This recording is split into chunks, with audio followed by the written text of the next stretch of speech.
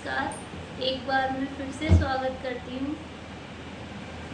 मैं शशि शर्मा आपके लिए लेकर आई हूँ रिवीजन क्लासेस 2024 जो यूपी पीजीटी सोशियोलॉजी की हैं।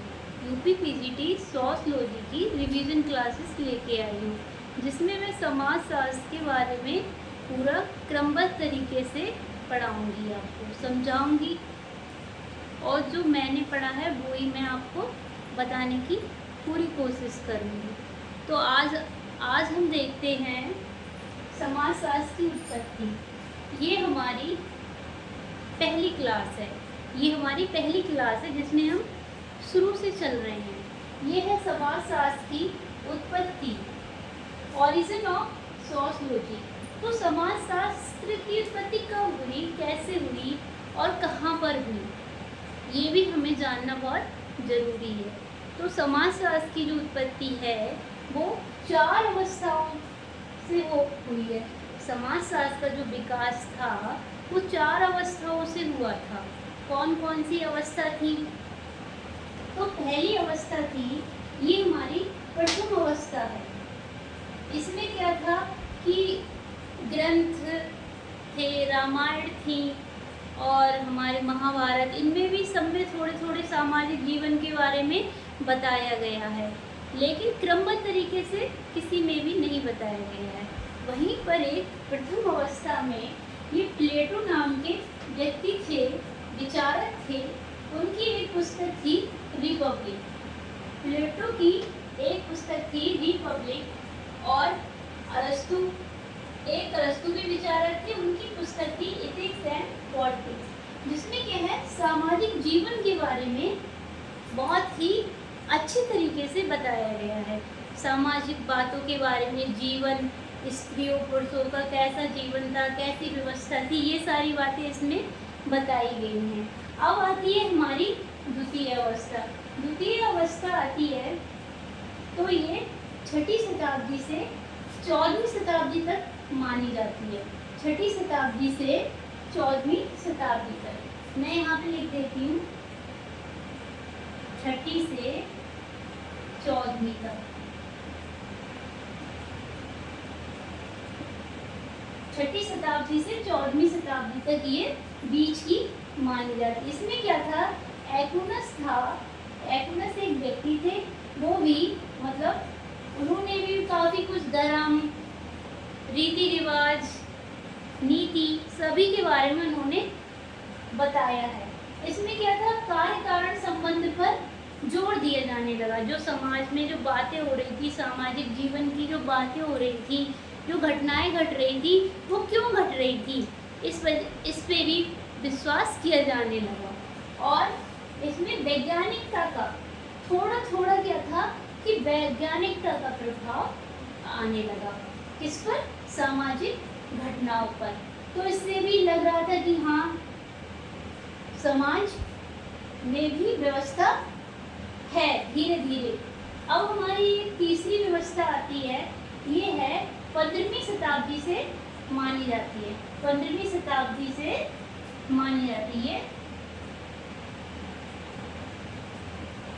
ये 15वीं शताब्दी से मानी जाती है। इसमें क्या था कि हॉब्स, लॉक, रूसो, ये 3 व्यक्ति थे।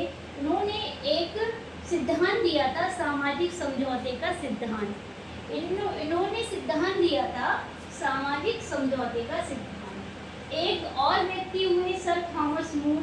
उन्होंने दिन प्रतिदिन की जो सामाजिक घटनाएं घट रही थी उसको उन्होंने अपनी बुक थी यूटोपिया नामक किताब में उन्होंने इसका वर्णन किया है। अब एक और मॉन्टेस्क्यू नामक व्यक्ति विचारक थे। उन्होंने भी दी स्पिरिट ऑफ लॉन्ज में भौगोलिक पर्यावरण, जो व्यक्ति पर भौगोलिक पर्यावरण का क्या प्रभाव पड़ रहा है, उस बारे में भी उन्होंने ये बताया। अब बीको थे। उन्होंने दी न्यू साइंस में सामाजिक शक्तियों का वर्णन किया है। बीको भी विचारक थे। उन्होंने न्यू साइंस में क्या किया है, शक्तियों का, सामाजिक शक्तियों का वर्णन किया है। इसमें क्या था, वैज्ञानिक विधि का प्रयोग होने लगा था, वैज्ञानिक विधि का प्रयोग होने लगा था। लेकिन क्या थोड़ी सी कमी थी इसमें। कमी क्या थी? जो घटनाएं थी, सामाजिक घटनाएं, उनमें क्या था, वो आर्थिक घटनाओं के साथ जुड़कर ये विचारक अध्ययन कर रहे थे उनका, कि आर्थिक और सामाजिक एक ही बात है। इसका ये लोग अध्ययन कर रहे थे, आर्थिक और सामाजिक घटनाओं को मिला के अध्ययन कर रहे थे। अलग नहीं कर पा रहे थे कि सामाजिक अलग है और आर्थिक अलग है। तो इसमें ये हाउस लॉक रूसो हो गए, सर थॉमस मूर हो गए, मॉन्टेस्क्यू हो गए, पिको हो गए, ये सभी विचारक तीसरी अवस्था में आते हैं हमारी। अब आती है हमारी चौथी अवस्था। चौथी अवस्था में क्या था? ये ही समाजशास्त्र की क्या है? वास्तविक अवस्था है। इसी में समाजशास्त्र का जन्म हुआ।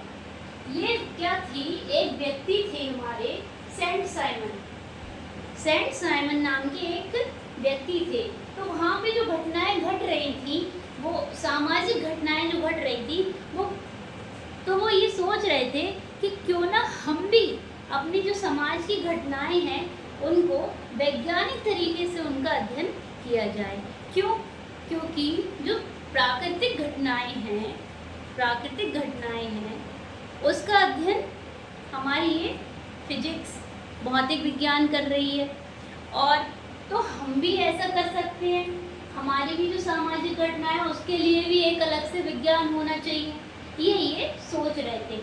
तो इन्होंने सोचा कि हम उसके द्वारा क्या करेंगे, जो हमारी विज्ञान एक निकल के आएगी उससे हम क्रमबद्ध और व्यवस्थित अध्ययन करेंगे। क्रमबद्ध और व्यवस्थित अध्ययन हम करेंगे। तो वहीं पर उसी टाइम पर क्या था, ये जो चौथी अवस्था है वो समाजशास्त्र की उत्पत्ति की अवस्था है। ये तो हमने आपको अभी बता दिया। तो सेंट साइमन के एक शिष्य थे, वो शिष्य थे अगस्त कॉम्ट। यही समाजशास्त्र के जनक हैं। अगस्त कॉम्ट समाजशास्त्र के जनक हैं, जिनका जन्म 1798 में हुआ था और मृत्यु 1857 में हुई थी। यही जो इनकी वो है एज, जन्म तिथि से लेके और यहाँ तक यही चौथी अवस्था की वो है, शताब्दी मानी जाती है। तो इन्होंने सेंट साइमन ने अगस्त कॉम्ट के साथ मिलकर एक विज्ञान बनाई, जिसका नाम इन्होंने क्या रखा? इन्होंने सेंट साइमन ने अपने शिष्य अगस्त कॉम्ट के साथ मिलकर एक विज्ञान बनाई, जिसका नाम, एक सामाजिक विज्ञान बनाई, जिसका नाम इन्होंने रखा सामाजिक भौतिकी। इसका नाम इन्होंने क्या रखा? इन दोनों लोगों ने मिलकर क्या रखा, जिसका नाम ये इधर लिख देते हैं, सामाजिक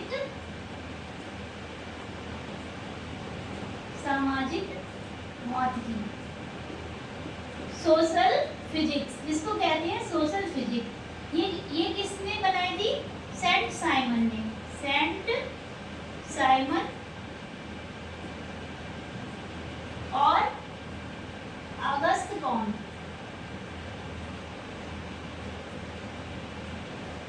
इन दोनों ने इसका नाम क्या रखा? सामाजिक भौतिकी। लेकिन क्या था, सामाजिक भौतिकी अगस्त कॉम्ट ने बाद में सामाजिक भौतिकी का नाम बदलकर क्या कर दिया? सामाजिक भौतिकी का नाम बदलकर कर दिया समाजशास्त्र, सोशियोलॉजी। क्या रखा? समाजशास्त्र। और कब रखा? सन 1838 में। तो यही अगस्त कॉम्ट क्या कहलाए? जनक कहलाए। क्या कहलाए? जनक कहलाए, समाजशास्त्र के जनक। Father of sociology. Father of sociology कौन है? अगस्त कॉम्ट हैं। अब हम इधर आते हैं, तो इधर इन्होंने अगस्त कॉम्ट का जन्म से ही है यह चौथी अवस्था मानी जाती है। अब इसी काल में दो घटनाएं घटी। इसी काल में यूरोप में, ये सब कुछ यूरोप में ही चल रहा है, ये सारी अवस्थाएं हैं वो सारी यूरोप में ही हैं, यूरोप में ही चल रही थी उस टाइम पर। तो उसी टाइम पे दो घटनाएं यूरोप में घटी। तो यूरोप के कौन से शहर में घटी? एक तो फ्रांस में घटी, वो घटी थी राजनीतिक क्रांति, वो घटी थी 1789 में। और दूसरी जो घटना घटी थी वो इंग्लैंड में घटी थी, वो घटी थी औद्योगिक क्रांति, वो घटी थी 1750 से लेके 1760 तक। राजनीतिक क्रांति में क्या था फ्रांस में कि इसमें विचारों में स्वतंत्रता आ गई, लोग व्यक्तिगत रूप से अपने अपने बारे में सोचने लगे। अब तक क्या था कि परंपरावादी थे, नहीं ऐसा हम नहीं करेंगे, उससे पूछ के करेंगे, या फिर हम उसके बंधन में, दबाव वाली नीति चल रही थी। लेकिन जैसे ही ये राजनीतिक क्रांति आती है तो क्या था, विचारों में स्वतंत्रता आ गई, लोग अपने आप को स्वतंत्र महसूस करने लगे। वहीं पर इंग्लैंड में औद्योगिक क्रांति हुई, जो पहले खेती कृषि जो चल रही थी वो बैलों से या फिर छोटे छोटे उद्योग धंधों से चल रही थी। लेकिन क्या हुआ, औद्योगिक क्रांति ने बड़े कारखानों का रूप ले लिया, बड़े बड़े उद्योग बन गए, बड़ी बड़ी इमारतों में उद्योग चलने लगे। तो इससे क्या था, औद्योगिक क्रांति हो गई। तो इसी चौथी अवस्था में क्या था, इसी को प्रबोधन काल कहने लगे। प्रबोधन काल में क्या था कि बुद्धि का विस्तार होने लगा, बहुत ज़्यादा बुद्धि का विस्तार। क्या है ये प्रबोधन काल? एक नई विचारधारा की शुरुआत। ये प्रबोधन काल आया 18वीं शताब्दी में। 18वीं शताब्दी में प्रबोधन काल का उदय हुआ। ऐसे ही समाजशास्त्र का उत्पत्ति हो गई। अब हम आपको बताते हैं कि इसमें कुछ महत्वपूर्ण प्रश्न निकल कर आ रहे हैं जो परीक्षा के रूप से काफ़ी महत्वपूर्ण हैं। अब हम आपको प्रश्न बताते हैं कि कौन कौन से हैं। ये प्रश्न है कि ये भी आ सकता है कि समाजशास्त्र का विकास कितनी अवस्थाओं में हुआ है। तो समाजशास्त्र का विकास जो है वो 4 अवस्थाओं में हुआ है। और जन्म कौन सी अवस्था में हुआ है समाजशास्त्र का? तो जन्म हुआ है चौथी अवस्था में। ठीक है, चौथी अवस्था में इसका नाम समाजशास्त्र निकल कर आया। अभी जो 2 व्यक्ति हैं, इन्होंने पहली अवस्था में क्या था कि प्लेटो की ये बुक किताब आ सकती है, रिपब्लिक, अरस्तु की किताब आ सकती है, एथिक्स एंड पॉलिटिक्स, जिसमें इन्होंने सामाजिक जीवन के बारे में बताया है, ये भी क्वेश्चन हो गए आपके। अब आती है दूसरी अवस्था में। दूसरी अवस्था क्या थी? वैज्ञानिकता का प्रभाव आ गया था, लेकिन क्या था, थोड़ा थोड़ा आया था। कार्य कारण संबंध पे लोग थोड़ा बहुत सोचने लगे थे कि आखिर ये ऐसा क्यों हो रहा है। तो इसमें भी ये ज़्यादा महत्वपूर्ण नहीं है दूसरी अवस्था। तीसरी अवस्था प्रश्नों की परीक्षा की दृष्टि से हमारे लिए बहुत महत्वपूर्ण है। क्यों? क्योंकि हॉब्स लॉक रूसो ने सामाजिक समझे का सिद्धांत दिया। सर थॉमस मोर ने यूटोपिया बुक लिखी, जिसमें क्या दिन प्रतिदिन की सामाजिक घटनाओं के बारे में बताया। इधर मॉन्टेस्क्यू थे, उन्होंने दी स्पिरिट ऑफ लॉन्ज में भौगोलिक पर्यावरण के बारे में बताया कि व्यक्ति पर कैसा प्रभाव पड़ता है भौगोलिक पर्यावरण का। बीको थे, उन्होंने दी न्यू साइंस बनाई किताब, उसमें सामाजिक शक्तियों का वर्णन किया। और इसी तीसरी अवस्था में वैज्ञानिक विधि का प्रयोग होने लगा था। लेकिन सामाजिक जो घटनाएं थीं उनको अलग से नहीं उनका अध्ययन हो रहा था, उनका अध्ययन मिला के आर्थिक अध्ययन के साथ हो रहा था, आर्थिक घटनाओं के साथ मिलाकर उनका अध्ययन हो रहा था। तो ये भी क्वेश्चन परीक्षा की दृष्टि से ये भी महत्वपूर्ण है। लेकिन हमारी जो चौथी अवस्था है वो बहुत ज़्यादा महत्वपूर्ण है, क्योंकि इसी अवस्था में समाजशास्त्र का जन्म हुआ और यही वास्तविक अवस्था है। काहे कि समाजशास्त्र की यही वास्तविक अवस्था है उत्पत्ति की। और इसका जो काल है 1798